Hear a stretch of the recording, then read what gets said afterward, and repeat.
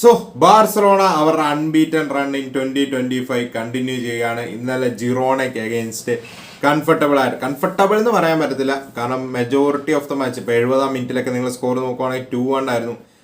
1-1 ആക്കിയതാണ് second ഹാഫിൽ ഒരു സിറ്റുവേഷനിൽ. So comfortable score line വെച്ച് നോക്കുമ്പോൾ 4-1 കംഫർട്ടബിൾ വിക്ടറി. പക്ഷേ മാച്ചിന്റെ ചില സിറ്റുവേഷൻസ് വെച്ച് നോക്കുമ്പോൾ അങ്ങനെ പറയാൻ പറ്റത്തില്ല. ആൻഡ് ഇവൻ ഒരു 4-1 വിക്ടറി. പക്ഷെ നമ്മൾ ലാസ്റ്റ് നോക്കാനായിട്ടാണെങ്കിൽ 7-1 6-1 7-1 ഈസി ആയിട്ട് ആക്കായിരുന്നു. സിക്ടർ മിസ്സുകളൊക്കെ ലാസ്റ്റ് നമ്മൾ കുറേ നടത്തി, അതുകൊണ്ട് സോ 4-1 ഒരു വിക്ടറി നേടുകയാണ്. നമ്മൾ ഓർക്കേണ്ട ഒരു കാര്യമാണ്, 2 ദിവസം, അതായത് ഇന്റർനാഷണൽ ബ്രേക്ക് കഴിഞ്ഞ് 3 ദിവസം കഴിഞ്ഞ് പറഞ്ഞാൽ 4-ാമത്തെ ദിവസം നമ്മൾ ഒസസുന മാച്ച് കളിച്ചു. ഒരു 2 ദിവസം നമുക്ക് ബ്രേക്ക് കിട്ടിയിട്ടുള്ളൂ. സോ ആ 2 ദിവസത്തിന് ശേഷം 3-ാമത്തെ ദിവസം നമ്മൾ നോക്കാനായിട്ടാണെങ്കിൽ ഇന്നലെ നമ്മളൊരു മാച്ച് കളിക്കുകയും ചെയ്തു ജിറോണയ്ക്ക് അഗേൻസ്റ്റ്. സോ ഈസിയർ ആയിട്ടുള്ള ഒരു കാര്യമല്ല ഇത്. നമുക്ക് ധാരാളം ഇഞ്ചുറി ഇഷ്യൂസ് നമ്മൾ നേരിടുന്നുണ്ട്. സോ ഈ ഇന്നലത്തെ മാച്ചിലോട്ട് വരുമ്പോഴേക്കും ഫ്രാങ്കി ഡിയോങ് അങ്ങനെ സ്റ്റാർട്ട് ചെയ്തില്ല. റഫീനെ ഇന്നലെ മാച്ചിൽ 1 മിനിറ്റ് പോലും കൊടുത്തില്ല. സോ അതിനെക്കുറിച്ച് പോസ്റ്റ് മാച്ച് ചോദിച്ചപ്പം പുള്ളി പറഞ്ഞത്, കേട്ട റിപ്പോർട്ട് എന്താണെന്ന് വെച്ചാൽ റഫീന ചെറിയൊരു നോക്കുണ്ട്, മോർ ദാൻ ദാറ്റ് പുള്ളി ഭയങ്കര ഫറ്റീഗ് ആണെന്ന റിപ്പോർട്ടുകൾ വരുന്നുണ്ട്. സോ എഗെയിൻസ്റ്റ് അത്ലറ്റിക്കോ മെട്രോപൊളിറ്റാനോ റഫീനെ സ്റ്റാർട്ട് ചെയ്യുന്ന കാര്യത്തിൽ യാതൊരു ഗ്യാരണ്ടി ഇല്ലെന്നുമാണ് കേൾക്കുന്ന റിപ്പോർട്ടുകൾ. സോ നമ്മൾ ഇന്നലത്തെ മാച്ചിലോട്ട് വരുമ്പോഴേക്കും ഇന്നലെ ഫ്രാങ്കി ഡിയോങ്ങിനെ ബെഞ്ച് ചെയ്തു. ഫെർമിൻ ലോപ്പസും ഗ്യാവിയുമാണ് സ്റ്റാർട്ട് ചെയ്തത് midfield alongside Pedri and Eric Garcia. അതുപോലെ തന്നെ ലെവൻഡോസ്കിയും യമാലും ഫ്രണ്ടിലും സ്റ്റാർട്ട് ചെയ്തു. ഫെർമിനെയാണ് ഓൺ പേപ്പർ ലെഫ്റ്റ് ഇട്ടത്, പക്ഷേ Fermin was playing as a number 10 role, അതായത് സെൻട്രൽ ഏരിയാസിലോട്ട് കയറുമായിരുന്നു. അതുപോലെ തന്നെ ബാക്ക് ലൈനിൽ ജെറാഡ് മാർട്ടിനെ സ്റ്റാർട്ട് ചെയ്തു. ബാൾഡയ്ക്ക് ചെറിയൊരു റെസ്റ്റ് കൊടുത്തു. Central back Leo Araujo Inigo Martinez വരും. സോ ഇന്നത്തെ മാച്ചിലോട്ട് വരുമ്പം ഫസ്റ്റ് ഹാഫ് നമ്മൾ ഡോമിനേറ്റ് ചെയ്തു. ജിറോണ ചെറിയൊരു ലോ ബ്ലോക്ക് ഇട്ടാണ് ഫസ്റ്റ് ഹാഫ് കളിച്ചത്. അതേസമയത്ത് സെക്കൻഡ് ഹാഫിലോട്ട് വന്നപ്പോൾ അവരും കുറച്ച് കമ്മിറ്റ് ചെയ്യുന്നുണ്ടായിരുന്നു. ആൻഡ് ഫസ്റ്റ് ഹാഫിൽ നമ്മൾ നോക്കാനായിട്ടാണ് നമ്മൾ ക്വാളിറ്റി ചാൻസുകൾ ക്രിയേറ്റ് ചെയ്യുന്നുണ്ടായിരുന്നു. ആ ഒരു പെനൽറ്റി ഇൻസിഡന്റ് ഉണ്ടായിരുന്നു ഫെർമിൻ ലോപ്പസിന്റെ, പക്ഷെ അത് ആദ്യമേ ഫ്രീ കിക്ക് വിധിച്ചു, പിന്നെ VAR ചെക്കിന് പോയി ഫെർമിൻ ലോപ്പസ് ആ പ്ലെയറിനെ ഫൗൾ ചെയ്യുക റഫറി വിധിക്കുകയും ആ ഫ്രീ കിക്ക് ഓവർടൈം ചെയ്ത് അവർക്കൊരു തിരിച്ച് ഫ്രീ കിക്ക് കൊടുക്കുമായിരുന്നു. സോ അതിനുശേഷം നമ്മൾ നോക്കാനായിട്ടാണെങ്കിൽ ഗെയിമിന് മുന്നോട്ട് പോകുന്ന ചാൻസുകൾ നമ്മൾ ക്രിയേറ്റ് ചെയ്യുന്നു. പക്ഷേ ദെയർ വേർ സം ഇഷ്യൂസ്. നമുക്കറിയാം ഓൺ ബാലൻസ്ഡ് ആയിട്ടുള്ള 11 അല്ല ഓൺ പേപ്പർ നമ്മൾ സ്റ്റാർട്ട് ചെയ്തു. പക്ഷെ എന്നാലും വി വെയർ ക്രിയേറ്റിംഗ് ചാൻസസ്, നമ്മൾ ഡോമിനേറ്റ് ചെയ്യുമായിരുന്നു. ആൻഡ് യമാലിൻ്റെ ഒരു ഫ്രീ കിക്ക് സിറ്റുവേഷൻ വരുവാണ്. ആ ഫ്രീ കിക്ക് ഡിഫ്ലക്റ്റ് ആയി ഓൺ ഗോൾ കയറുകയാണ്. ബാർസലോണ 1-0 ലീഡ് എടുക്കുകയാണ്. First half happy with the performance overall. പിന്നെ നമ്മൾ നോക്കാനായിട്ടാണ് സെക്കൻഡ് ഹാഫ് തുടങ്ങുന്നു. സെക്കൻഡ് ഹാഫിൽ അറോഹോൻ്റെ ഒരു മിസ്റ്റേക്ക് അവർ ക്യാപിറ്റലൈസ് ചെയ്യുകയാണ്. സോ അറോഹോ ടീമിലുള്ളപ്പോൾ ഉള്ളൊരു ഇഷ്യൂ എന്ന് പറഞ്ഞാൽ ബിൽഡപ്പ് ഫ്രം ദ ബാക്ക് ഫേസിൽ കുറച്ച് ഇഷ്യൂസ് ഉണ്ട്. ഇപ്പോൾ കുബാർസിയോ ഇനിഗോ മാർട്ടിനസോ ഓൺ ദ ബോൾ കൊടുക്കുന്ന ഒരു കംഫർട്ടബിലിറ്റി അറോഹോ കൊടുക്കാൻ പോകുന്നില്ല. ഇന്നലത്തെ മാച്ചിലാണെങ്കിൽ ആ ഒരു മിസ്റ്റേക്ക് ഒഴിച്ചു നിർത്തിയാലും 2-3 സിറ്റുവേഷൻസിൽ അറോഹോന്റെ മോശം പാസുകൾ ഉണ്ടായിരുന്നു. എടുത്ത് പറയേണ്ട ഒരു കാര്യം എന്താണെന്ന് വെച്ചാൽ പെഡ്രിയിലോട്ടോ ഡിയോങ്ങിലോട്ടോ കൊടുക്കുന്ന പോലത്തെ പാസുകൾ നമുക്കിപ്പം ഗ്യാവിയിലോട്ടോ ഫെർമിനിലോട്ടോ അല്ലെ ഇവൻ ലെവയിലോട്ടോ അധികം കംഫർട്ടബിൾ ആയിട്ട് കൊടുക്കുന്നതിനെ കുറിച്ച്, അല്ലെ ഇവൻ എറിക് ഗാർഷ്യയിലോട്ടോ കൊടുക്കുന്നതിനെ കുറിച്ച് ലിമിറ്റേഷൻസ് ഉണ്ട്. സോ ഗ്യാവിയോ ഡിയോങ്ങോ പോലത്തെ അത്ര എന്താ പറയുക ഓൺ ദ ബോൾ സൗണ്ട് എന്നല്ല, ഓൺ ദ ബോൾ എല്ലാവരും സൗണ്ടാണ്, ബട്ട് അത്ര പ്രസ് റെസിസ്റ്റൻ്റ് അല്ല മറ്റ് പ്ലേയേഴ്സ്, അഥവാ അത്ര ടേക്ക് ഓൺ ചെയ്യാനായിട്ടുള്ള ക്വാളിറ്റി മേ ബി അതർ പ്ലേയേഴ്സിന് കാണത്തില്ല. അതുപോലെ തന്നെ അറോഹോന്റെ ചില പാസുകൾ കറക്റ്റ് ആയില്ലേലും വിഷയം. ഇപ്പൊ ഡിയോങ്, ഇപ്പൊ ലെവൻഡോസ്കിക്ക് സെക്കൻഡ് ഗോൾ സ്കോർ ചെയ്ത് ഡിയോങ്ങിന് കൊടുത്തൊരു പാസ് ഉണ്ട്, അത് റൈറ്റ് ഓൺ പോയിന്റ് ആയിരുന്നു. അവിടെ പ്രസ് പ്ലെയറിന് വരുന്നുണ്ടായിരുന്നു, പക്ഷേ ഡിയോങ്ങിലോട്ടാണ് കറക്റ്റ് വെയിറ്റിലാണ് പാസ് ചെയ്യുന്നത്. അതേസമയത്ത് ഫെർമിനിലോട്ട് ആ ഒരു മിസ്റ്റേക്ക് അതിലോട്ട് വരാം. കൂടാതെ വേറെ 1-2 സിറ്റുവേഷൻസിൽ ആൾ പാസ് ചെയ്ത സിറ്റുവേഷൻ ഉണ്ടായിരുന്നു. ആളുടെ റൈറ്റിലോട്ട്, എക്സ്ട്രീം റൈറ്റിലോട്ട് ആൾക്ക് സ്ട്രെച്ച് ചെയ്ത് സ്റ്റോപ്പ് ചെയ്ത് വരേണ്ട 2-3 സിറ്റുവേഷൻ വന്നു. സോ ആ സ്ട്രെച്ച് ചെയ്ത് ഒരു പ്ലെയറിനെ സ്റ്റോപ്പ് ചെയ്തുകൊണ്ട് വരുമ്പോൾ ഒപ്പോണന്റ് പ്ലെയർ പ്രസ് ചെയ്യാൻ വരുവാണെങ്കിലും ഇവൻ്റെ എത്ര ക്വാളിറ്റി ഓൺ ദ ബോൾ ഉള്ള പ്ലെയർ ആണെന്ന് പറഞ്ഞാലും എക്സ്ട്രാ ടൈം ആ പ്ലെയറിന് വേണം ആ സ്ട്രെച്ച് ചെയ്ത് സ്റ്റോപ്പ് ചെയ്ത് കൺട്രോളാക്കാനായിട്ട്. സോ ആ ഒരു ടൈമിൽ ചിലപ്പോൾ ബോൾ കായുന്നു പോകും. സോ 1-2 സിറ്റുവേഷൻസിൽ അവന്മാർ വന്ന് ഫൗൾ ചെയ്തുകൊണ്ട് രക്ഷപ്പെട്ടു നമ്മൾ. ബട്ട് അറോഹോ ആ കാര്യത്തിൽ കുറച്ച് ഇമ്പ്രൂവ് ആയേ പറ്റൂ. ഓൺ ദ ബോൾ ഇത്രയും എപ്പോഴും ആ ഒരു റിസ്കി പാസ്, നമുക്കറിയാം ഓൺ ദ ബോൾ അറോഹിന് ലിമിറ്റേഷൻ ഉണ്ട്, പക്ഷെ എന്നാലും ആ ഒരു റിസ്കി പാസ് എപ്പോഴും നോക്കുന്നത് അത് കുറച്ച് കൺസേണിങ് ആയ കാര്യമാണ്. അങ്ങനെയാണ് നമ്മൾ ആ ഗോളും വന്നത്. ആ ഒരു റിസ്കി പാസ് കൊടുക്കുന്നു, അത് മിസ് പാസ്ഡ് ആവുന്നു, നമ്മുടെ കാലിൽ നിന്ന് ബോൾ പോകുന്നു. ആൻഡ് അറോഹോന് ഓഫ്സൈഡ് ട്രാപ്പും സെറ്റ് ചെയ്യാനായിട്ട് സാധിക്കുന്നില്ല, ഡാൻജൂമേനെ ഓഫ്സൈഡ് ആക്കാൻ സാധിക്കുന്നില്ല. ആൻഡ് ഡാൻജൂമ പോയൊരു ഗോൾ അടിക്കുകയാണ്. സോ അവിടെ ആ പാസ് അത്രയും പ്ലേയേഴ്സ് വന്ന് ഗ്യാവിയിലോട്ടായിരുന്നു, ഗ്യാവിയിലോ ഫെർമിനിലോട്ടോ അങ്ങാണ്ടാണ് ആ പാസ് പോയത്. അത്രയും പ്ലേയേഴ്സ് വന്ന് അവരെ പ്രസ് ചെയ്യാനായിട്ട് 3-4 പ്ലേയേഴ്സ് വന്ന് പ്രസ് ചെയ്യാനായിട്ട് നിൽക്കുമ്പോഴേക്കും ആ പാസ് അങ്ങോട്ട് ചെയ്യുന്നു. അത് ആ പാസിന്റെ weight was too much to handle. എല്ലാം കൂടെ ആയപ്പോഴേക്കും കളി ബാർസലോണയുടെ കയ്യിൽ നിന്ന് പോകുമായിരുന്നു അവിടെ ആ ഒരു സിറ്റുവേഷനിൽ. സോ ആ ഒരു മൊമെന്റിൽ അവർക്ക് തിരിച്ചു വരാനായിട്ടുള്ള അവസരം ഒരുക്കി കൊടുത്തു. പിന്നീട് നമ്മുടെ ഹൈലൈൻ അതോ ഓഫ്സൈഡ് ട്രാപ്പ് 1-2 സിറ്റുവേഷനിൽ അവർ 1-1 ആക്കിയതിന് ശേഷം ബ്രേക്ക് ചെയ്യുന്നുണ്ടായിരുന്നു. അത് കുറച്ച് കൺസേണിങ് ആയിരുന്നു, സെക്കൻഡ് അടിക്കുമോ എന്നുള്ളൊരു രീതി വന്നു, പക്ഷേ അടിച്ചില്ല. പിന്നീട് നമ്മൾ നോക്കാനായിട്ടാണെങ്കിൽ ലെവൻഡോസ്കിയുടെ ആ ഗോൾ വരികയാണ്. ഗ്യാവിയുടെ ബോൾ ടു ഫെർമിൻ ലോപ്പസ് മാൻ അത് എങ്ങനെയൊക്കെയോ കൺട്രോൾ ചെയ്ത് ഗ്യാവിയിലോട്ട് ഇടുന്നു, തിരിച്ച് നമ്മൾ നോക്കാനായിട്ടാണ് ഹെഡ് ചെയ്ത് ലെവയിലോട്ട് ഇടുന്നു. ആ ലെവയുടെ ഫിനിഷ് ഒരു രക്ഷയില്ലാത്ത കിഡിലൻ സാധനമായിരുന്നു. എങ്ങനെ കയറി ചെയ്തെനിക്കും അറിയത്തില്ല. ലെവൻഡോസ്കി മാൻ, എനിക്ക് എംബാപ്പയോട് പറയാനുള്ള പിച്ചിച്ചി റേസ് ആക്റ്റീവാക്കി നിർത്തുക. എനിക്ക് തോന്നുന്നു ലെവൻഡോസ്കിക്ക് ആ പിച്ചിച്ചി റേസിൽ എംബാപ്പ എൻ്റർ ആയപ്പോൾ കുറച്ചുകൂടെ ആൾ ക്ലിനിക്കൽ കുറച്ചുകൂടെ വർക്ക് റേറ്റ്, എസ്പെഷ്യലി സെക്കൻഡ് ഹാഫിലൊക്കെ നല്ല വർക്ക് റേറ്റ് ആൾ കൊടുക്കുന്നുണ്ടായിരുന്നു. Mbappe please keep on scoring. Pichichi റേസിൽ എന്നാ പറയുക, ഒരു കോമ്പറ്റീഷൻ കൊടുക്കുക, നമ്മുടെ ലെവയും കൂടെ ഒന്ന് ഫയർ അപ്പ് ആവും. ഓക്കെ, അത്ര പറയാനായിട്ടുള്ളൂ. കാരണം ലെവൻഡോസ്കി ക്ലിയർലി എംബാപ്പെ പിച്ചിച്ചി റേസിൽ സീരീസ് ആയതിനു ശേഷം തൊട്ട് ലെവൻഡോസ്കിയും കുറച്ച് സീരീസ് ആവുന്നുണ്ട്, especially of the ball work rate ഒക്കെ. അതുപോലെ തന്നെ നമ്മൾ കണ്ടു ഫ്രാങ്കി ഡിയോങ് പിച്ചിലോട്ട് വരുന്ന ഒരു സിറ്റുവേഷൻ ഉണ്ടായി. ഫ്രാങ്കി ഇറങ്ങിയതിന് ശേഷം നമ്മുടെ ടീമിൽ വന്ന മാറ്റം ക്ലിയർലി വിസിബിൾ ആയിരുന്നു. Without Frenkie and with Frenkie our team plays entirely എന്നാ പറയുക ഒരു different brand of football. Also ഇന്നലെ ബാൾഡേ ഇല്ലായിരുന്നു. സോ ലെഫ്റ്റ് ഹാൻഡ് സൈഡിൽ ജെറാഡ് മാർട്ടിൻ ഡ്രെഡ്ഫുൾ ആയിരുന്നു ഫസ്റ്റ് ഹാഫിൽ, അതെടുത്ത് പറയണം. ലെഫ്റ്റ് ഹാൻഡ് സൈഡിലോട്ട് ഒരു അറ്റാക്കും വരുന്നില്ലായിരുന്നു. അത് കൺസേണിങ് ആയിട്ടുള്ള കാര്യമായിരുന്നു. ബാൾഡയുടെ ഇമ്പോർട്ടൻസ് നമുക്ക് ഇന്നലെ പ്രത്യേകിച്ച് മനസ്സിലായി. ബട്ട് സെക്കൻഡ് ഹാഫ് ആയപ്പോൾ ജെറാഡ് മാർട്ടിൻ കുറച്ചുകൂടെ ത്രെട്ട് ആവാൻ തുടങ്ങി. ബട്ട് മിഡ്ഫീൽഡിൽ ഇന്നലെ ഫെർമിനും ഗ്യാവിയും കിടിലനായിട്ട് കളിച്ചു രണ്ടുപേരും, എസ്പെഷ്യലി ഫെർമിൻ ലോപ്പസിന്റെ ടോപ്പ് ക്ലാസ് പെർഫോമൻസ് ആയിരുന്നു. പക്ഷേ ഡിയോങ് പിച്ചിലോട്ട് വരുമ്പോഴേക്കും ആ ഒരു ഫ്ലെക്സിബിലിറ്റി ഉണ്ടോ, എസ്പെഷ്യലി പെഡ്രിക്കൊക്കെ കിട്ടുന്ന ഒരു ഫ്രീഡം, പുള്ളി പ്ലേയേഴ്സിനെ ടേക്ക് ഓൺ ചെയ്ത് നമ്മൾ പറയത്തില്ല ഇപ്പം നമുക്ക് മിഡ്ഫീൽഡ് ഡോമിനേഷൻ കൂടുതൽ ക്രിയേറ്റ് ചെയ്യാൻ സാധിക്കും. കാരണം പെഡ്രി ആൻഡ് ഫ്രാങ്കി ഡിയോങ് പോലത്തെ രണ്ട് പ്രഷർ റെസിസ്റ്റൻ്റ് ആയ, ഓൺ ദ ബോൾ സൗണ്ട് ആയ, ഈവൻ ബോൾ വിന്നിങ് അബിലിറ്റി ഉള്ള രണ്ട് പ്ലേയേഴ്സ് പിച്ചിലുള്ളപ്പോൾ നമ്മൾ പറയില്ല മിഡ്ഫീൽഡ് ഡോമിനേഷൻ കിട്ടുക എങ്ങനെയാണെന്ന് വെച്ചാൽ ഡിയോങ്ങിനും പെഡ്രിക്കും മേ ബി 2 or 3 പ്ലേയേഴ്സിനെ ടേക്ക് ഓൺ ചെയ്യാൻ സാധിക്കും. സോ ഒപ്പോണന്റിന്റെ 3 man മിഡ്ഫീൽഡ് അഗെയിൻസ്റ്റ് ഇവർ രണ്ടുപേരെ വെച്ച് നമുക്ക് കളിക്കാൻ സാധിക്കും വിത്ത് ദ ബോൾ. കാരണം they are going to progress through press എന്നുള്ള കാര്യം 9 out of 10 times ഗ്യാരണ്ടീഡ് ആണ്. സോ അപ്പോഴേക്കും പ്ലേയേഴ്സിന് കൂടുതൽ കമ്മിറ്റ് ചെയ്യാനായിട്ട് സാധിക്കും. അതേസമയത്ത് മറ്റ് പ്ലേയേഴ്സ് ആണെങ്കിൽ മേ ബി നമുക്ക് മിഡ്ഫീൽഡിലോട്ട് കുറച്ചുകൂടെ ബോഡീസ് ഡ്രോപ്പ് ചെയ്ത് ബിൽഡ് ചെയ്ത് കയറേണ്ടി വരും. സോ അതൊരു ഡിഫറൻസ് ആണ്. സോ ഫ്രാങ്കി ഡിയോങ്ങും പെഡ്രിയും തരുന്ന ലക്ഷറി നമുക്ക് അതാണ്. അത് തന്നെയാണ് PSG വിറ്റീനയും ജാവോ നെവസും, even especially Vitinha and Joao Neves PSG കൊടുക്കുന്ന ഒരു എന്നാ പറയുക ഒരു ലക്ഷറി അത് തന്നെയാണ് ഓൺ പേപ്പർ നമ്മൾ നോക്കാനായിട്ടാണെങ്കിൽ. സോ ഇതൊക്കെ എടുത്തു പറയേണ്ട ഒരു കാര്യമാണ്. നേരത്തെ ഡിബ്രൂനെയും ഇപ്പം ബെറാഡോ സിൽവ, ഡേവിഡ് സിൽവ, ഡിബ്രൂനെയൊക്കെ സിറ്റിക്ക് കൊടുത്തുകൊണ്ടിരുന്ന ഒരു ലക്ഷറി, അതേസമയം ഇനിയസ്റ്റ, ചാവിയൊക്കെ പണ്ട് നമുക്ക് തന്നുകൊണ്ടിരുന്ന ലക്ഷറി. സോ ഇതൊക്കെ എടുത്തു പറയേണ്ട കാര്യമാണ്. സോ വേൾഡ് ഫുട്ബോളിൽ അത് എന്നാ പറയുക, നമ്മളിപ്പോൾ തിയാഗോ ബയൺ മ്യൂണിക്കിന് കൊടുത്തുകൊണ്ടിരുന്ന ഒരു ലക്ഷറി ആ ഒരു സൈഡിൽ. സോ ഇതൊക്കെ എന്നാ പറയുക ഒരു ലക്ഷറിയാണ് ഡിയോങ്ങും പെഡ്രിയും പോലത്തെ പ്ലേയേഴ്സ് പിച്ചിലുള്ളത്. And de Jong came on to the pitch. ആ സെക്കൻഡ് ഗോളിൽ ഡിയോങ്ങിന് ബോൾ റിസീവ് ചെയ്തത് അറൗഹനെയാണ് ഉപകാര സിറ്റുവേഷനിൽ. ആ ടേൺ ചെയ്തുകൊണ്ട് ബോളുമായിട്ട് പ്രോഗ്രസ് ചെയ്തിട്ട് ലെവൻഡോസ്കിയിലോട്ടൊരു പാസ്, അപ്പോൾ പുള്ളിക്ക് അവിടെ ഷോട്ട് ചെയ്യാന്നുണ്ട് അൺസെൽഫിഷായിട്ട് ലെവൻഡോസ്കിക്ക് കൊടുക്കുന്നു. ആ ലെവൻഡോസ്കി ഡിഡ് വെൽ. ആ പാസിൻ്റെ വെയിറ്റേജും കറക്റ്റ് അല്ലായിരുന്നു, ആ പ്രിസൈസ് പാസ് അല്ലായിരുന്നു ഡിയോങ്ങിൻ്റെ, അത് കുറച്ച് ബാക്കിലോട്ടായിരുന്നു. പക്ഷേ ആളത് കറക്റ്റായിട്ട് സ്റ്റോപ്പ് ചെയ്യുന്നു, കട്ട് ചെയ്യുന്നു, ആൻഡ് ഫിനിഷ് ചെയ്യുന്നു. ലെവൻഡോസ്കി 25 ഗോളായിട്ടുണ്ട്. എംബാപ്പെ മേൽ 3 ഗോൾ ലീഡായിട്ടുണ്ട്. അതിനുശേഷം 4ാമത്തെ ഗോളും കൂടെ ബാർസലോണ അടിക്കുകയാണ് ബൈ ഫെറാൻ ടോറസ്. സോ ഷാർക്ക് പിച്ചിൽ ഇറങ്ങിയ ഒരു ഗോൾ നിർബന്ധമാണ്. സോ ഇന്നലെ ഫെറാൻ ടോറസിനെ ബാർസലോണ സബ്സ്റ്റിറ്റ്യൂട്ട് ആയിട്ട് നേരത്തെ തന്നെ ഇറക്കിയിരുന്നു സെക്കൻഡ് ഹാഫിൽ.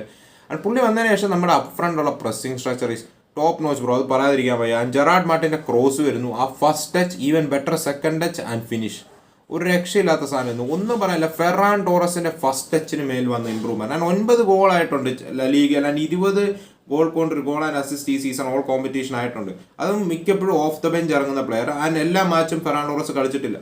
ഫെറാൻ ടോറസ് എല്ലാ മാച്ചും ബാർസലോണയ്ക്ക് വേണ്ടി കളിച്ചിട്ടില്ല. പുള്ളിക്ക് എന്നാ പറയുക മിക്ക മാച്ചുകളിലും പുള്ളിനെ അൺയൂസ്ഡ് ആക്കിയിട്ടുണ്ട്, യൂസ് ചെയ്യാതെ ഇരുന്നിട്ടുണ്ട്. സോ ആ ഹാട്രിക്കൊക്കെ വലൻസിയക്ക് എഗൻസ്റ്റ് അടിച്ചിട്ട് അടുത്ത 2 കളി പുള്ളിക്ക് മിനിച്ചേ കിട്ടാതിരുന്നിട്ടുണ്ട്. 3ാമത്തെ കളി എങ്ങാണ്ട് 10-12 മിനിറ്റുമാണ് കിട്ടിയത്. സോ അങ്ങനെ ഈ പുള്ളി ബെഞ്ചിലിരിക്കാൻ ഹാപ്പിയാണ്. ഇത് ഇപ്പം ഫെറാൻ ടോറസ് നമുക്ക് സത്യം പറഞ്ഞാൽ നല്ലൊരു ലക്ഷറിയാണ്. കാരണം പുള്ളി ഫ്രഞ്ച് ഇരിക്കാൻ ഹാപ്പിയാണ്, അധികം തലവേദന ക്രിയേറ്റ് ചെയ്യുന്നില്ല. സോ ഹാപ്പി ഫോർ ഹിം, അത്രേ പറയുന്നുള്ളൂ. ആൻഡ് ഇന്നലെയും പെഡ്രിയുടെ ടോപ്പ് ക്ലാസ് പെർഫോമൻസ്.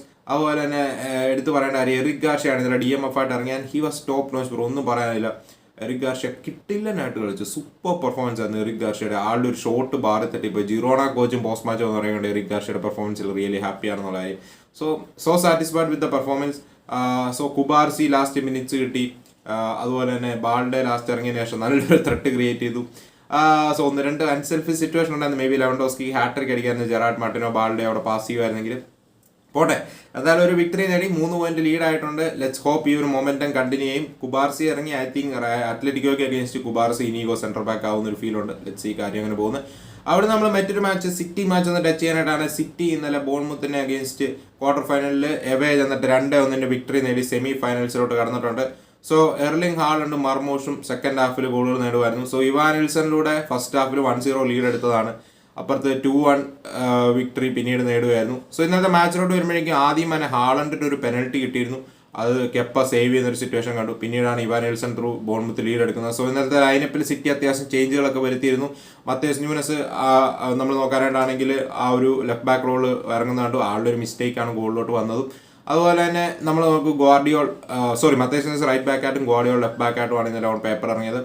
കുസനോവും റൂബൻ ഡിയാസും ആയിരുന്നു സെൻട്രൽ ബാക്ക് ഡ്യൂ. സോ കുസനോവിനെ സെക്കൻഡ് ഹാഫിൽ പെപ്പ് മാറ്റുകയാണ്. പകരം നിക്കോ ഓറേലിനെ ഇറക്കുകയാണ്. 20 വയസ്സുകാരനായ അക്കാഡമി പ്രോഡക്റ്റായ ഓറേലിനെ കൊണ്ടുവരികയാണ്. നിക്കോ ഓറേലി ഇറങ്ങിയതിന് ശേഷം ഇൻസ്റ്റന്റ് ഇമ്പാക്റ്റ് ആണ് ഉണ്ടാക്കിയത്.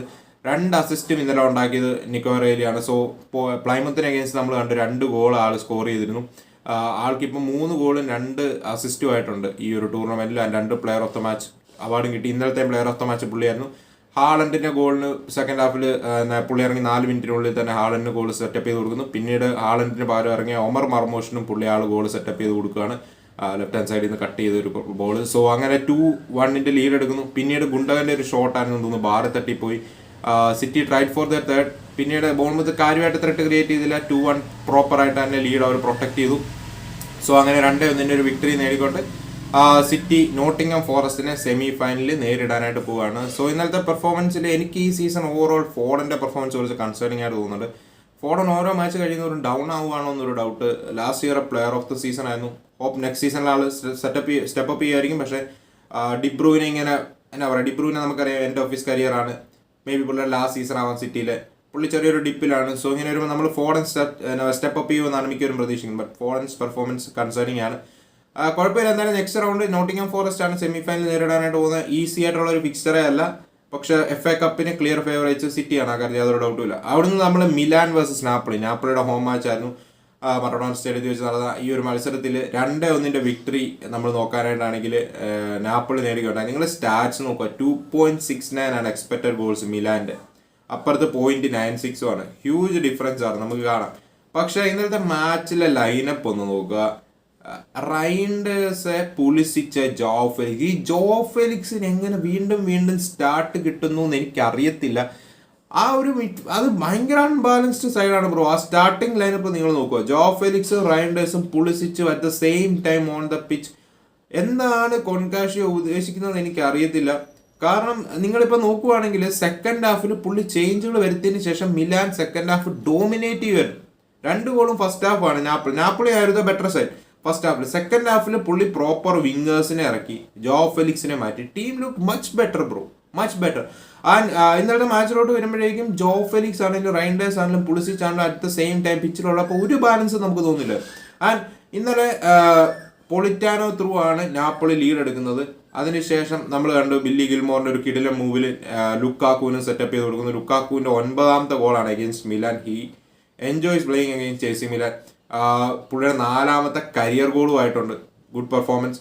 അതിനുശേഷം നമ്മൾ നോക്കുമ്പോൾ സെക്കൻഡ് ഹാഫ് ആവുകയാണ്. സെക്കൻഡ് ഹാഫിൽ ലിയോവിനെ കൊണ്ടുവരുന്നു, ജിമിനസിനെ കൊണ്ടുവരുന്നു, ഹി മേഡ് ആൻ ഇമ്പാക്ട്. അതുപോലെ ഗിമിനസിനെയും കൊണ്ടുവരുന്നു സെൻട്രൽ ഫോർവേഡ്. ലുക്ക ജോവിച്ച് ഇറങ്ങുന്ന സിറ്റുവേഷൻ നമ്മൾ കണ്ടു. ആൻഡ് സെക്കൻഡ് ഹാഫിലോട്ട് വരുമ്പം team AC Milan were the better side. May be അവർക്ക് കളി ജയിക്കാനുള്ള ചാൻസുകൾ ഉണ്ടായിരുന്നു. ഒരു പെനൽറ്റി ആൾ വിൻ ചെയ്യാണ്. ബില്ലിങ്സ് തിയോ ഹെർണാണ്ടസിനെ ഫൗൾ ചെയ്യുന്നു. ഒരു പെനൽറ്റി AC മിലാൻ വിൻ ചെയ്യുകയാണ്. അത് ജിമിനസ് ആണ് എടുക്കാൻ പറ്റുന്നത്. ഗിമിനസ് നമ്മുടെ മെക്സിക്കൻ സ്ട്രൈക്കർ. അവർ ഫെയ്നൂഡിന്ന് കൊണ്ടുവന്ന മെക്സിക്കൻ സ്ട്രൈക്കർ ആണ് ഗോൾ എടുക്കാനായിട്ട് പോകുന്നത്, പെനൽറ്റി എടുക്കാനായിട്ട് പോകുന്നത്. അത് നമ്മൾ നോക്കാനായിട്ടാണെങ്കിൽ മെററ്റ് സേവ് ചെയ്യാണ്. പിന്നീട് നമ്മൾ നോക്കാനായിട്ടാണ് നല്ല ചാൻസുകൾ AC മിലാൻ ക്രിയേറ്റ് ചെയ്യുന്നുണ്ടായിരുന്നു, നോക്ക് ചെയ്യുന്നുണ്ടായിരുന്നു. പിന്നീട് തിയോ ഹെർണാണ്ടസിന്റെ തന്നെ ഒരു അസിസ്റ്റിലാണ് ജോവിച്ച് ഗോൾ സ്കോർ ചെയ്ത് 2-1 ആക്കുന്നു. പിന്നീട് 1, 2, 3 നല്ല കുഴപ്പമില്ലാത്ത ചാൻസുകൾ AC മിലാൻ ക്രിയേറ്റ് ചെയ്തു. പക്ഷെ കൺവേർട്ട് ചെയ്യാനായിട്ട് സാധിച്ചില്ല.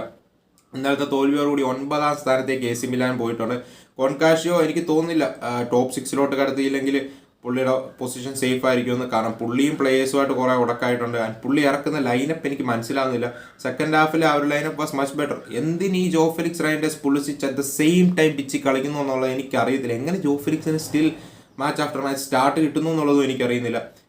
ലെറ്റ്സ് ഈ കാര്യങ്ങൾ എങ്ങനെ പോകുമെന്ന്. സെക്കൻഡ് ഹാഫിലെ ടീം വാസ് മച്ച് ബെറ്റർ, പറയാതിരിക്കാൻ വയ്യ. സോ AC മിലാൻ എന്തായാലും കയറുന്ന പ്രതീക്ഷിക്കുക. അപ്പുറത്തെ നാപ്പോളി 3 പോയിന്റ്സ് നേടിയപ്പം ഇന്ററും 3 പോയിന്റ്സ് നേടുകയുണ്ടായി.